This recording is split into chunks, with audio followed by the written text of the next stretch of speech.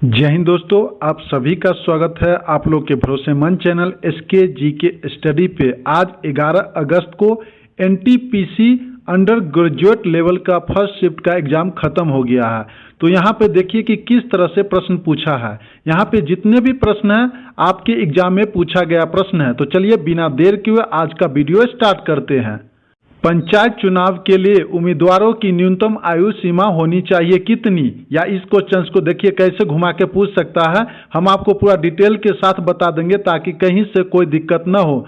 अनुच्छेद 243 के तहत पंचायत चुनाव लड़ने के लिए न्यूनतम आयु कितनी होनी चाहिए, तो इसका राइट आंसर आपको देना था 21 वर्ष आपका राइट आंसर होता। तो चलिए अगला प्रश्न देखते हैं।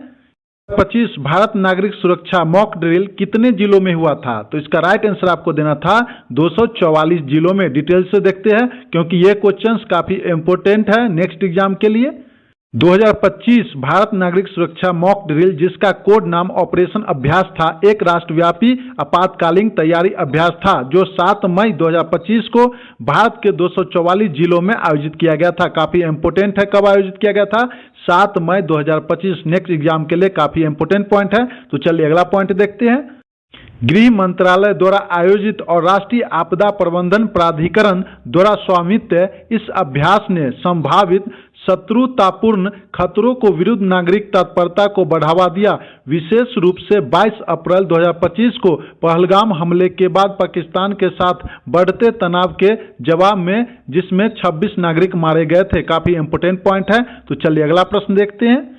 2023-24 के अनुसार भारत में सबसे अधिक कोयला भंडार किस राज्य में है, तो इसका राइट आंसर आपको देना था झारखंड।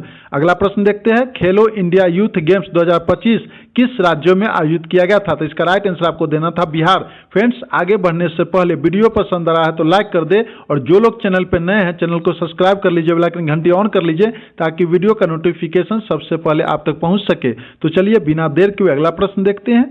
नेपाल की सीमा भारत के किस राज्य में मिलती है, तो इसका राइट आंसर आपको देना था भारतीय राज्य जो नेपाल के साथ सीमाएं साझा करती है वे है उत्तराखंड, उत्तर प्रदेश, सिक्किम, पश्चिम बंगाल और बिहार। देखिए आपके ऑप्शन में क्या था, समझे फ्रेंड्स। तो चलिए अगला प्रश्न देखते हैं। केंद्र और राज्यों के बीच शक्ति का बंटवारा भारतीय संविधान के किस भाग में है, तो इसका राइट आंसर आपको देना था केंद्र और राज्यों के बीच शक्तियों का बंटवारा भारतीय संविधान के भाग 11 और भाग 12 में दिया गया है। भाग 11 में विधायी और कार्यकारी संबंधों का उल्लेख है, जबकि भाग 12 में वित्तीय संबंधों का। तो देखिए आपके ऑप्शन में क्या था, समझे फ्रेंड्स। तो चलिए अगला प्रश्न देखते हैं। उत्तर पश्चिम भारत में मौसम के लिए मुख्य रूप से जिम्मेवार कौन है, तो इसका राइट आंसर आपको देना था पश्चिमी विक्षोभ, इंग्लिश में क्या बोलते हैं, वेस्टर्न डिस्टर्बेंस। तो चलिए अगला प्रश्न देखते हैं। लैंड का पूरा नाम पूछा था आपसे, तो इसका राइट आंसर आपको देना था लोकल एरिया नेटवर्क, समझे फ्रेंड्स। तो चलिए अगला प्रश्न देखते हैं। टाटा एयरलाइंस का ऑफिस कहाँ है, तो इसका राइट आंसर आपको देना था दिल्ली में है। अगला प्रश्न देखते हैं। अलाउद्दीन खिलजी के दरबार में वित्त मंत्री को क्या कहा जाता था, तो इसका राइट आंसर आपको देना था अलाउद्दीन खिलजी के दरबार में वित्त मंत्री को वजीर ए माल या वकील ए दार कहा जाता था। तो देखिए आपके ऑप्शन में क्या दिया गया था। तो चलिए अगला प्रश्न देखते हैं। पाचक एंजाइम का क्या कार्य है, तो इसका राइट आंसर आपको देना था पाचक एंजाइम उत्प्रेरक क्रिया द्वारा भोजन के जटिल अवयवों को सरल भागों में खंडित कर देता है जिससे वे घुलनशील हो जाते हैं और शरीर में उनका अवशोषण हो जाता है। तो ये आपको राइट आंसर देना था। तो चलिए अगला प्रश्न देखते हैं। भारतीय संविधान में धर्मनिरपेक्ष और पंथ निरपेक्ष शब्द से संबंधित संशोधन कौन सा है, तो इसका राइट आंसर आपको देना था ये संविधान में धर्मनिरपेक्ष और पंथ निरपेक्ष शब्द 42वें संशोधन अधिनियम 1976 द्वारा जोड़े गए थे। का राइट आंसर होता 42वें संशोधन अधिनियम, समझो फ्रेंड्स। तो चलिए अगला प्रश्न देखते हैं। नरम दल की लोगों की विचारधारा क्या थी, तो इसका राइट आंसर आपको देना था उदारवादी थी। डिटेल से देखते हैं। नरम दल के लोगों की विचारधारा उदारवादी थी। वे ब्रिटिश शासन के प्रति शांतिपूर्ण और संवैधानिक तरीकों से सुधार में विश्वास रखते थे। का मानना था कि ब्रिटिश सरकार भारतीयों के प्रति न्याय करेगी यदि वे अपनी मांगों को सही तरीके से प्रस्तुत करे, समझे फ्रेंड्स। तो इसलिए इसका राइट आंसर होता उदारवादी। तो चलिए अगला प्रश्न देखते हैं। 1857 के स्वतंत्रता संग्राम की असफलता के कारण बताइए, आपसे पूछा गया था। तो चलिए डिटेल से देखते हैं। 1857 का स्वतंत्रता संग्राम जिसे हम प्रथम भारतीय स्वतंत्रता संग्राम या सिपाही विद्रोह भी कहा जाता है, कई कारणों से असफल रहा, समझे फ्रेंड्स। मुख्य कारण में शामिल है एकता और संगठन की कमी, समिति भौगोलिक प्रसार, ब्रिटिश सेना की श्रेष्ठता और भारतीय शासकों का अंग्रेजों के प्रति समर्थन। तो देखिए आपके ऑप्शन में क्या दिया गया था। तो चलिए अगला प्रश्न देखते हैं।